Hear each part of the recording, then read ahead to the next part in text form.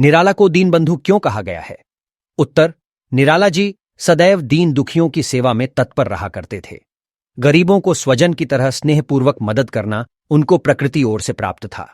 लंगड़े लूले, अंधे अपाहिज लोगों को अन्न वस्त्र देकर संतुष्ट कर देना उनका स्वभाव था। लोग उन्हें दीनबंधु कहकर पुकारते थे। जो व्यक्ति दीन दुखियों पीड़ितों के पास जा जाकर मदद करता हो, क्या वह मानव भगवान दीनबंधु के समान दीनबंधु कहलाते का अधिकारी नहीं? उपरोक्त अपने विशिष्ट गुणों के कारण ही उन्हें दीनबंधु कहा गया है। निराला संबंधी बातें लोगों को अतिरंजित क्यों जान पड़ती हैं?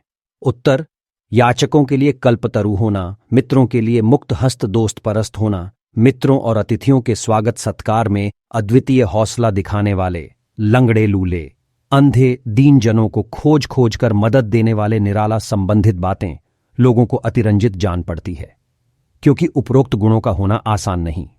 धनी लोग तो बहुत होते हैं, लेकिन निराला जिस भाव से मदद दीनों को करते थे वह आम लोगों को अतिरंजित करने वाला ही है। निम्न पंक्तियों का भाव स्पष्ट कीजिए। क, जो रहीम दीन ही लखै, दीन बंधु सम होए। उत्तर, जो व्यक्ति गरीबों को देखता है, उसको मदद देता है, वह व्यक्ति दीन बंधु भगवान की तरह हो जाता है। ख, पुण्यशील के पास सब विभूतियां आप ही आप आती हैं। उत्तर, जो व्यक्ति पुण्यशील होते हैं, जो उदार प्रवृत्ति के लोग होते हैं, उनके पास सब प्रकार की विभूतियां, सुख संपदा स्वयं पहुंच जाती हैं। ग, धन उनके पास अतिथि के समान अल्पावधि तक ही टिकने आता था।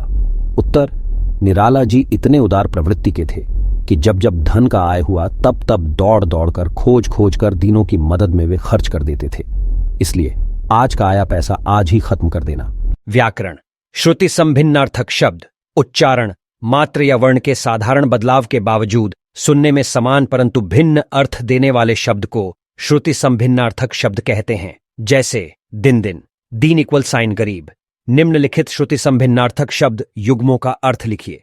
समान इक्वल साइन बराबर, सम्मान इक्वल साइन प्रतिष्ठा, केवल इक्वल साइन एक ही, कैवल्य इक्वल साइन एकता का भाव, वन इक्वल साइन बनना, वन इक्वल साइन जंगल, भगवान इक्वल साइन ईश्वर, भाग्यवान इक्वल साइन भाग्यशाली, छात्र इक्वल साइन विद्यार्थी, छत्र इक्वल साइन छाता, अन्न इक्वल साइन दूसरा, अन्न इक्वल साइन भोजन का अन्न, द्रव्य इक्वल साइन धन पैसा, द्रव इक्वल साइन तरल पदार्थ, जगत इक्वल साइन संसार, जगत इक्वल साइन कुएं के चारों ओर बना चबूतरा, अवधि इक्वल साइन भाषा, अवधि इक्वल साइन समय, क्रम इक्वल साइन एक के बाद एक, कर्म इक्वल साइन कार्य, आदि इक्वल साइन इत्यादि, आदि इक्वल साइन खाने की एक वस्तु, चिंता इक्वल साइन सोचना, चिता इक्वल साइन मृतक को जलाने के लिए श्मशान में रखे गए लकड़ी के ढेर जिस पर मृतक को जलाया जाता है। अनेकार्थक शब्द कुछ ऐसे शब्द प्रयोग में आते हैं जिनके अनेक अर्थ होते हैं। प्रसंगानुसार इनके अर्थ भिन्न भिन्न होते हैं। उत्तर, मन, मेरा मन करता है कि मन भर चावल खरीद लूं। हर व्यक्ति को कोई हर नहीं सकता है। कर, वह अपने कर से पुस्तक वितरक कर दिया। अर्थ, आज के अर्थ युग में थोड़ा धन कोई अर्थ नहीं रखता। मंगल, मंगल दिन भी मेरा मंगल ही रहेगा। पास, तुम्हारे पास वाली लड़की क्या परीक्षा में पास कर गई। काल, वह अल्पकाल में ही काल के गाल में चला गया। पर चिड़िया के पर कट गए, पर वह जीवित था। प्रस्तुत पाठ में लेखक ने निराला के लिए दीनबंधु विशेषण का प्रयोग किया है। कुछ अन्य प्रतिष्ठित विभूतियों से संबंधित विशेषण इस प्रकार हैं। विशेषण प्रतिष्ठित विभूतियां: कथा सम्राट मुंशी प्रेमचंद मैथिल कोकिल, विद्यापति भारत कोकिला, सरोजनी नायडू देशरत्न डॉ, राजेंद्र प्रसाद लोकनायक, जयप्रकाश नारायण। दीनबंधु निराला संक्षेप। आधुनिक हिंदी साहित्य के प्रतिष्ठित कवि श्री सूर्यकांत त्रिपाठी निराला जी को दीनबंधु निराला कहा जाता है। सचमुच में दीनबंधु थे।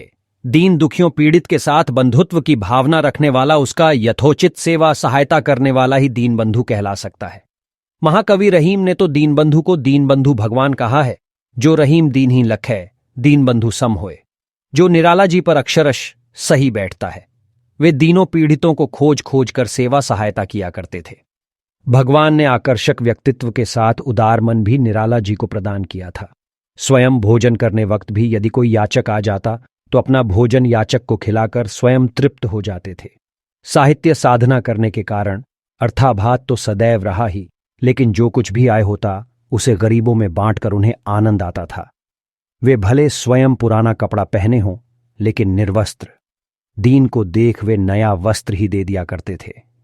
दीनों की सहायता के कारण ही उनके घर में गद्दा आदि आरामदायक उपस्कर नहीं खरीद पाए।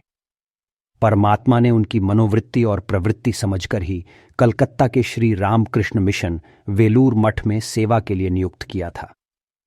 निराला जी यथा नियुक्त स्मित तथा करोमिन के कथन को पूर्णतः पालन किया करते थे। प्रतिवर्ष वेलूर मठ में परमहंस जी तथा विवेकानंद जी की जयंती के अवसर पर दीन बंधुओं दरिद्र नारायणों के भोजन कराने वक्त पूर्णतः दीन बंधु दिखते थे। बड़े लगन और प्रेम से दीनों को भोजन कराते देख सब लोग उन पर मुग्ध हो जाते थे। निराला जी की मातृभाषा हिंदी थी, लेकिन बंगाली भाषा भी मातृभाषा के समान ही बोलते थे, जिसके कारण बंगाली लोग उन्हें बंगाली समाज का ही आदमी मान उनसे कवींद्र रवींद्रनाथ के गीत सुनकर प्रसन्न हो जाते थे। आकर्षक रूप, लंबे तगड़े शरीर, सुंदर स्वास्थ्य, विलक्षण मेघा शक्ति, मनोहर आवाज, दयाई स्वभाव, चिंतनशील मस्तिष्क, सुहावनी लुभावनी आंखें, सुंदर अनार की तरह दंत पंक्ति, धुंघराले बाल, छोटा मुख विवर, पतली होंठ, चौड़ी छाती इत्यादि सब प्रकार से भगवान ने उनको आकर्षक बना दिया था। लेकिन वे विषय वासना से बिल्कुल दूर रहे। साहित्य साधना के इच्छुक नर नारी प्राय उनके इर्द गिर्द रहा करते, लेकिन वे किसी को आंख उठाकर भी नहीं देखते थे। देश की आर्थिक विषमता पर यदि वे कभी बोलते थे तो वे अत्यंत उग्र साम्यवादी जैसा प्रतीत होते थे, जबकि उग्रता रूपी अवगुण उनमें लेश मात्र भी नहीं था।